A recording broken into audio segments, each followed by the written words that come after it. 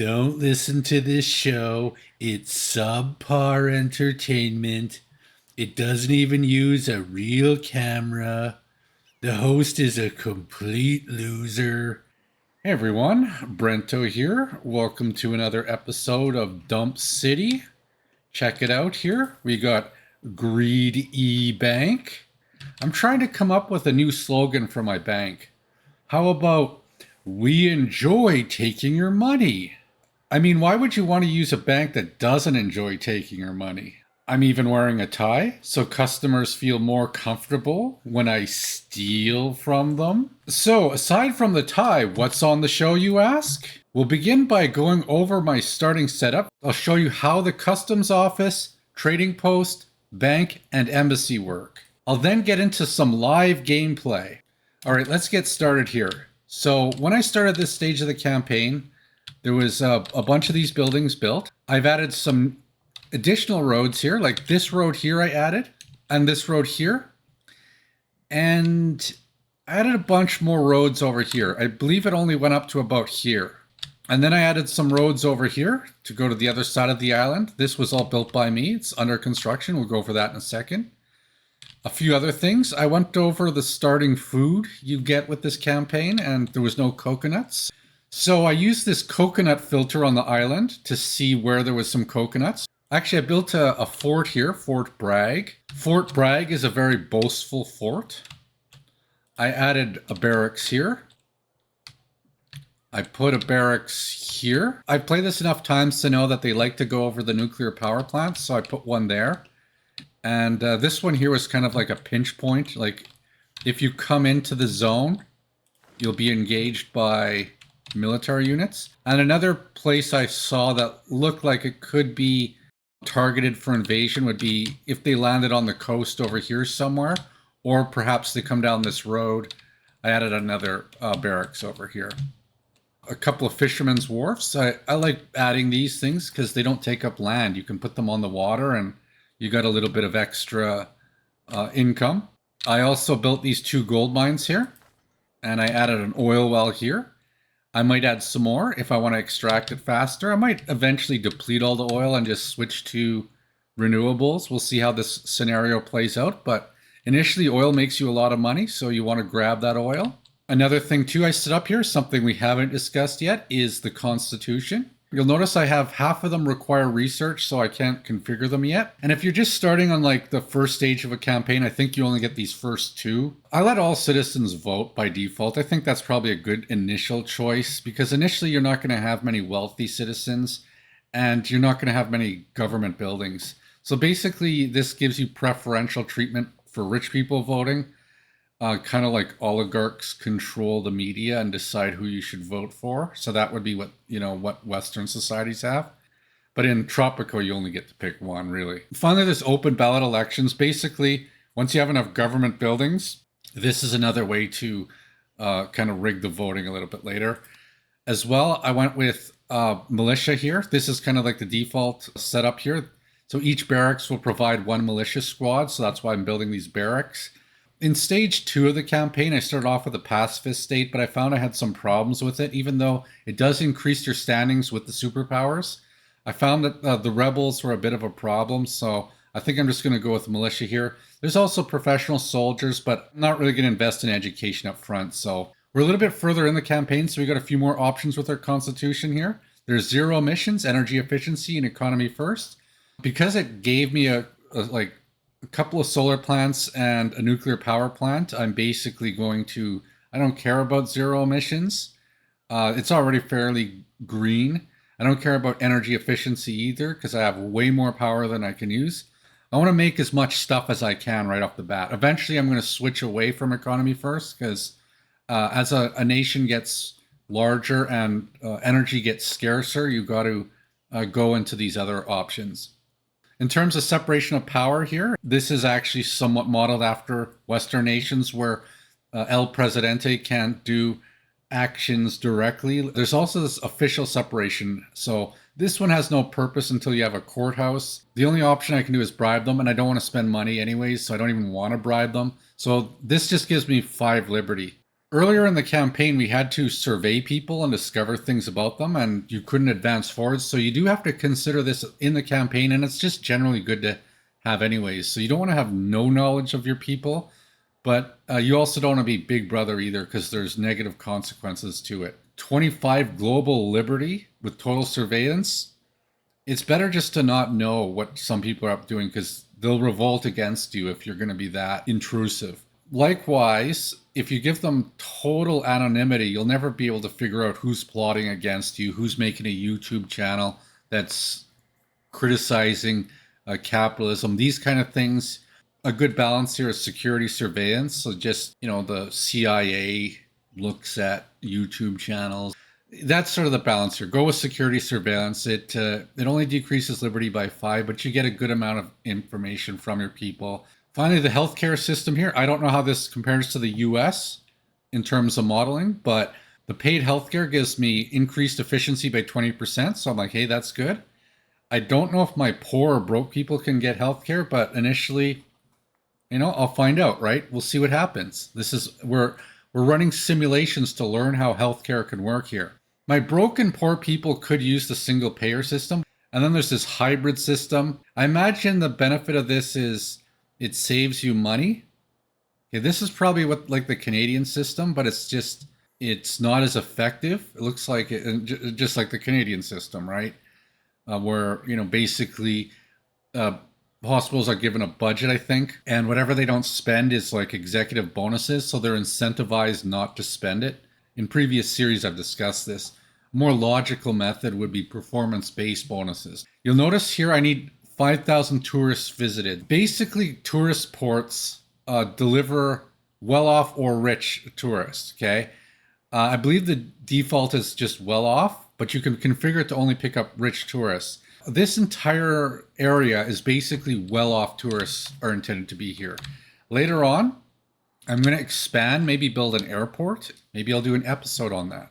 Okay, but I'm just doing the basics of tourism here. Tourists show up on your docks, and then they go to these hotels, and then they visit these attractions. We got a tour office here.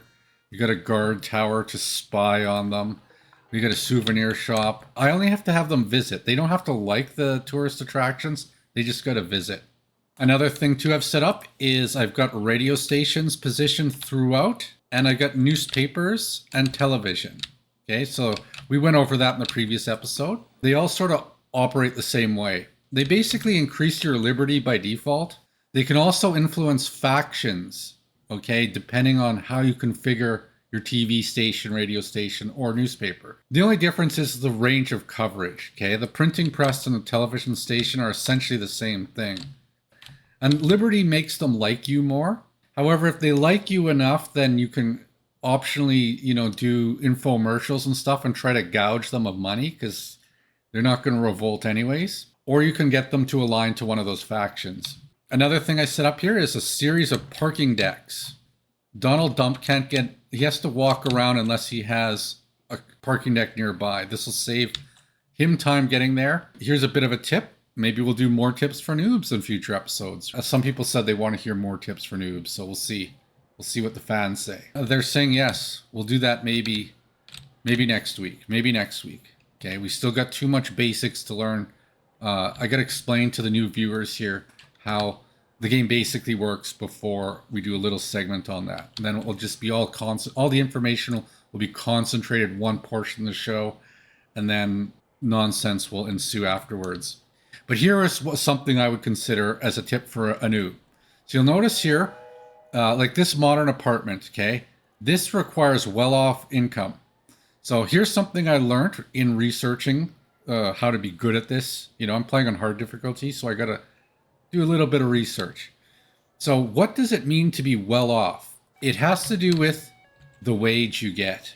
By default, the police station doesn't make people well off. It makes them poor. So I increased the wage so that it's $10 per month instead of $8 per month. That means they can live in this apartment building instead of living in these shacks. Construction office, same thing. By default, it was $8 an hour. I bumped it up to $10 an hour, so they're well off. Anyone who has no job is broke. Okay, so there's very few places they can live. They usually live in shacks. Anyone who makes $1 to $9 a month is poor. If you go $10 to $19 per month, you're going to have well off. If you go $20 to $49 a month, they're rich. Okay, so the people that work at the nuclear power plant are rich. And 50 or more is filthy rich. So keep that in mind when planning the housing you're building. Okay, there's your more tip for noobs. I'm not going to do the intro this week. You'll see it next week. There's a way I say it, okay? I don't know. Maybe that's why people like it. I don't know. And then finally, one last thing I set up. Corn is one of the goods that people can eat just as is. It doesn't have to be processed. Your people will just be happier with corn. And the pig farm gives you more meat. And pigs eat corn. I want to go over briefly how electricity works. It's probably the simplest version of electricity you've ever seen in a game, but it is there and you do have to give some consideration to it. So when you build things here, you can build a power plant and it takes coal from a coal mine and basically it converts it to electricity. You can upgrade it to have an oil input too. So this works for coal and oil. This one produces 800 megawatts. It requires uranium. Okay, that's what was pre-built here. You'll see here there's a couple of uranium mines right here. I built a dungeon very close to it. I'm not going to build prisons in this episode. We'll just try to keep this dungeon well utilized. I figured it was a good spot. Maybe if attackers arrive, they'll come through here and, solve two problems at once. Wind turbines, offshore wind turbine, and solar plants are available. You don't need resources, so they just make electricity, so they're more energy efficient than the other options. My favorite of these is the offshore one because you can place them out here and they don't take up space, okay? See these here? This doesn't show any workers. See that here? The one where it says the little graduation hat with 3 and 2 stars on it? That means it needs 3 educated workers. The power plant needs 6. These are also more labor efficient. And there's also this fusion reactor, which I'm 100% sure does not come in vanilla. This is a thing that's dedicated to the DLC you're going to see here. Maybe I'll build one later. So basically that's it. You just build a power plant. You don't have any lines to build. And then you build these electric substations. If you've played other games, you have to manually build all your power lines. This is it. You just plop them out. Just make sure you have coverage in an area and you're good to go. This one here is under construction because I'm going to need electricity for my tourist area. So the game came with 2 electric substations and I'm building a new one here. If you go to public services here, you have a garbage dump. The campaign didn't have any pre-built, so I had to set these up. I think they're a good investment. And because of the way they cover things, in my opinion, you should build a dump early because buildings that have ranges of coverage are going to not overlap much. So you can only really do that when you have a lot of positions to place it in. And what they effectively do is that radius will reduce the pollution later and just create a highly concentrated area of pollution where it is. So just bear in mind when you set up dumps, obviously don't put anything else that's affected by pollution nearby, i.e. like luxury condos and stuff. So yeah, that's basically some of the things to consider when dealing with pollution. It will adversely affect your population, even though right now there is no pollution. You'll see that change over time. We're going to go over edicts. I'm just going to go over some of the key ones here. One of the ones I like is building permit. So basically this increases the construction cost of all buildings by 20%, but 2% of the base construction cost is transferred to my Swiss bank account, even though communists don't like this. A big element to this game is getting money in your Swiss bank account. So this is one I like early on, maybe in a year or two once I discover it. It's not the highest priority one, but I'll say relatively early on this is a good one. Another one here is agricultural subsidies. This one's really good. We're going to issue that right now. This is such a good one. So basically, because it started with some agricultural buildings, I want to increase their efficiency by 25%, even though it increases the upkeep. Capitalists don't like it, but communists do like this. So that's a net zero kind of influence. Other ones I like a bit later on are going to be industrialization. Basically, this lets me have industries for half price, but it's only for 2 years and there's a $10,000 cost. So it's only kind of worth doing when you build a whole bunch of industries back to back. And another one too, I'll probably do this next episode, is urban development. Basically the same thing, but it's 5 years on and it's 5 years off. Okay, it's the 5-year plan. It's the FDR program. It's the New Deal, basically. That's enough for edicts here. I think you've got the gist of it. So as mentioned in the previous episode, research is an element of the game. One of the dilemmas you're going to have whenever you start a new map is, what do you research first? What's the highest priority? So here's what I chose for this campaign. Diplomatic Super Party. So this increases the standing of each superpower by 20 upon activation. This is actually a Cold War technology. You wouldn't be able to choose this if you're starting in the earlier era. Likewise, I'm doing bank research too, because this is an episode on banking. So I want to show you a bit how the work modes work so I can steal some money. I also want to go over the customs office, experimental ground treatment. I want to get this fairly early because I do have a couple of industrial buildings and I want to get some money in my Swiss bank account. Another one I like to research early is Employee of the Month. So this means my mines will work double shifts, so I'll produce more raw goods. And then finally, I want to get to building permits so that maybe by next episode, I'll have this discovered and I'll be able to build some houses. All right, let's jump into the game here and press play. Let's see what happens. I'm authorized to say, good news, Presidente.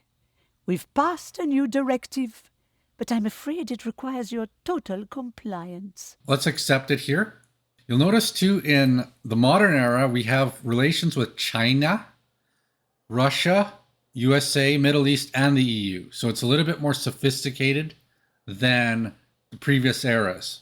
So I got to invite the EU to an embassy here. Okay, so let's build an embassy office here. Let's get the blueprint and let's build it. Where should the EU have an embassy?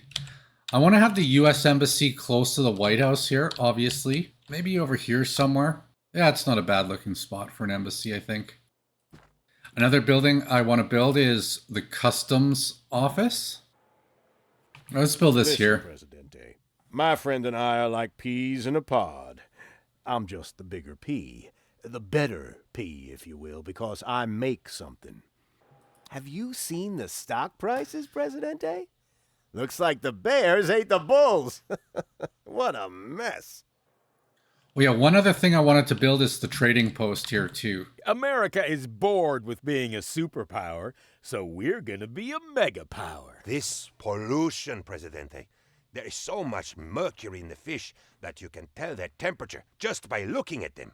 So you'll see here, I did build the trading post. This comes with vanilla. I believe this comes fairly early in the game. We should probably be good friends with China. So what I want to do is I want to sell China cheese. Okay. So you choose a superpower and then you choose what you want to export to them. And what happens is the workers, instead of sending the good to the docks, are going to send it to the trading post. Once you build up a whole bunch of, I guess it's samplers, you then send it and then it will give you a lucrative contract for that type. So this is one of the ways you make money in this game. The next thing is, you'll notice too, the price of cheese. Let's see where cheese is. Now watch what happens when I do this. The rates didn't go up just yet. They're still 9%. However, when the new list of routes come in 3 months, take note of that. Fear not! The customs office is here to protect you by monitoring international trade. That's what custom houses really do. Okay, so they had already went up. Even without the new offer, the custom house has boosted things a little bit here. That's what this building just did. This episode's about making money. I want to show you how to make money in the game. This is why I'm wearing this tie. All right, it's now January. So there's, I guess, the first lesson is this diplomatic super party boosts the value of the trade deals. The higher your reputation is with the foreign powers, the better the trade deals you get. The cheaper the imports and the more you can charge for exports. However, each time you wait for a new set of offers to come in here, you run the risk of losing what was previously offered. Okay, let's make some money here. What's the most money we can make on exports? Looks like Russian coconuts plus 20%. Let's sign that. Again, you look for the high prices when you're exporting. That's how you make money. What's his name? Donald Gecko? What's the guy from Wall Street? I look like him, don't I? And that's another reason why you want to be on good terms with people too. It's not just so that they don't attack you. It's so that you can rip them off in deals more regularly. Let's see what we got here. Do we have any embassies built yet? Oh, we do have an embassy. Okay, we have an objective here to invite the EU to an embassy. Okay, so let's do that here. Okay, now that we have an embassy, you get these new menu options. You can do this for all of the superpowers. The things you can do with an embassy is praise them.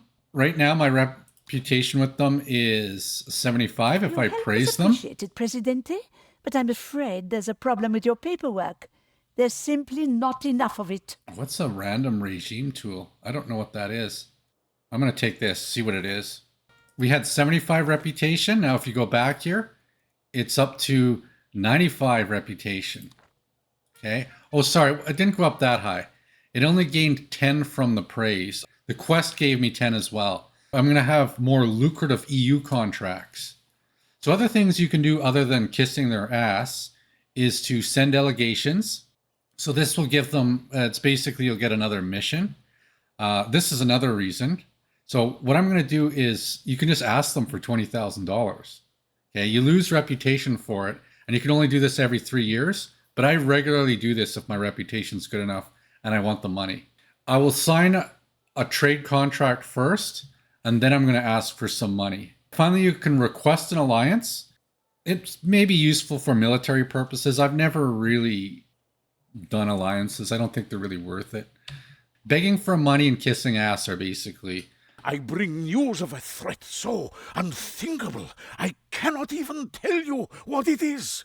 Those lazy Europeans can now take American money and benefit from our powerful navies and leech off us some more.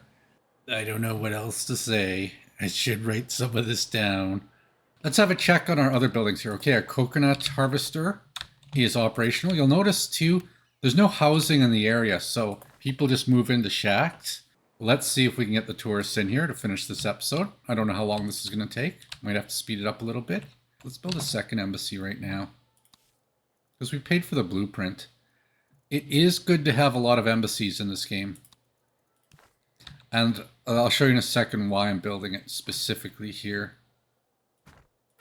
Okay, so another reason I built this embassy here is there's this gourmet restaurant, and you'll notice there's this work mode, dignitaries only. Thanks for doing that thing, Presidente. Plus, nobody got fired, and the sponsors are happy. Okay, so you can either take $2,000 and put it into this account, or I can take $2,000 and put it into, I could get some knowledge too, but this is the greedy bank, okay? Remember our deal with cheese to China here? Let's send it. What happens is when you send it, it gives you a very lucrative price, but it turns out the price of cheese wasn't great to begin with. This would have been probably negative something for the export price. Not a great one, but that's how the trading post works. It just gave me this contract. Let's do it. Let's do a small one with China. We'll sign that. And we'll then set the superpower to the US. Let's do another cheese deal. Lots of cheese deals here. Basically, that's how the trading post works. You fill it up, you send it, and then you get a lucrative contract. I've seen them 300% sometimes, if your reputation's also good. You know, we just built an embassy. We just kissed their ass, so we got some deals here. Let's do a small one with milk here. Y'all need more factories using robots to make more robots to make more factories. And maybe some other things, too. Robots, Presidente, absolutely. But we don't need more factory robots. That's so last century. We need better robots. And that takes the kind of research that only smart people can do. Okay, so I always need high schools, so I'm going to build a high school at some point. I think I already have one, but it's already full. And now we're going to ask for financial aid. We had a really good reputation with them, so we can now beg for money. Okay, let's do a quick tutorial here on the bank. This episode's called Greed E Bank. So I'll show you something here. See here the money? We made 19,200 in interest. Okay? That's because the default work mode is a national bank. What it does is it generates 2% of interest at an efficiency of 100. So I basically get $1,000 every month. It lowers the interest rate if I have too many banks operating this mode. So both of them are currently steely banks also operating this mode. So that's why I researched it so I could switch the mode here. This generates revenue based on rich and filthy rich people. Now, if we look at this here, we look at our population. Is this really going to be worth it? Let's see how many. Let's look at the wealth here. So we have 41 total rich and filthy rich. So this would only generate $82 a month, whereas this one generates $1,000. So what I'd rather do is go with slush funds. Up to $200 a month is going into my Swiss bank account. So we got to work on that until we go, like, we're going to run out of money eventually. And you'll notice one thing we're doing here is we're not building any housing. So that saves a lot of money. If you would just sign this form, and this one, and this one, and this. Good. Do you have an appointment? You do? Excellent. Please wait in the line marked pending appointments. I will see you shortly. Tourists could be arriving in theory. I don't know where they'd stay. You know what? Maybe we got to give them a house. You know what? I'm going to build a single apartment building. Okay, so this is a building that comes with New Frontiers. Let's build it. Let's get the blueprint for this. Again, this doesn't come with the vanilla version, but I want to build one of these. It lets me build cheap housing, basically. It's not a bad spot. Okay, so what's this? We got a tourist boat arriving. Again, this isn't an episode on tourism. This is just, for the sake of this episode, the objective is to get 5,000 tourists visited. We're still kind of introducing the game, okay? So let's see if tourists show up here. Let's keep an eye. Let's watch to see what happens here. Are tourists arriving? Where are they going to stay? What are they going to do? This might help. Let's add this upgrade to it. We should build some other things. Don't want to go bankrupt here. Not a very good series if you go bankrupt. Where I claim to be knowledgeable of the game. And let's build a restaurant. Yeah, it's a good spot for a restaurant. Snorkel Bay is good too. Let's build Snorkel Bay right there. Okay, let's add a little landing here, right there, just in case they can't get onto Snorkel Bay. There's a good spot for an arcade, make that high priority. Another thing too is domestic people can visit these attractions, but this is kind of isolated, so not many people are going to be random, other than the people that work here. I don't think. Another thing you can do here is, and again, this comes with the New Frontiers DLC, is double the space. Look at that. So I'm going to put all my workers in this one thing, and even poor workers can be here. Okay, here we go. Let's see. Are we going to get tourists this time? We got workers here. We got more attractions. See them in the front of the boat there. They didn't get off. You know, I don't think we're going to get enough tourists here. This is going to take hours of play. 10,000. I got to spend 10. It's covering that over. It costs $10,000 to get rid of it. I think I'm just going to leave it there for a while. I told you this show sucks. He's not going to have enough tourists on time. He may as well just end the episode early, because who wants to watch this for 2 hours? Oh, just 10. I think we're going to have to call this an episode. I think maybe you've learned a thing or two about how to make money. With Greedy Bank, you want to make sure you always have 50,000 in the nation's balance. So then you're getting $1,000 per month in interest. But also, you know, have Steely Bank to stealing slush funds. And if you do get enough wealthy citizens, you'll want to consider going to private banking, because that actually can make quite a bit of money later. Before we end this, though, let's just have a look here. What do we got? Oh, let's do a cheese deal here. See, there you go. It says send here. We will send the order over. We make lots of cheese, so let's go with a medium-sized one. And we'll buy another slot here. Our revenue and expense differences are closing in. I've stopped the spending. That's the other thing too. With all economic simulators is Don't be don't be paying salaries into fake jobs, like insurance and stuff like that. That's how you make profit. You cut your expenses. They're still a little high, but the revenues are coming in. And hopefully by next episode, I will have lots of money and Greed E-Bank will be a success. So I hope you enjoyed the episode, and I'll see you next week.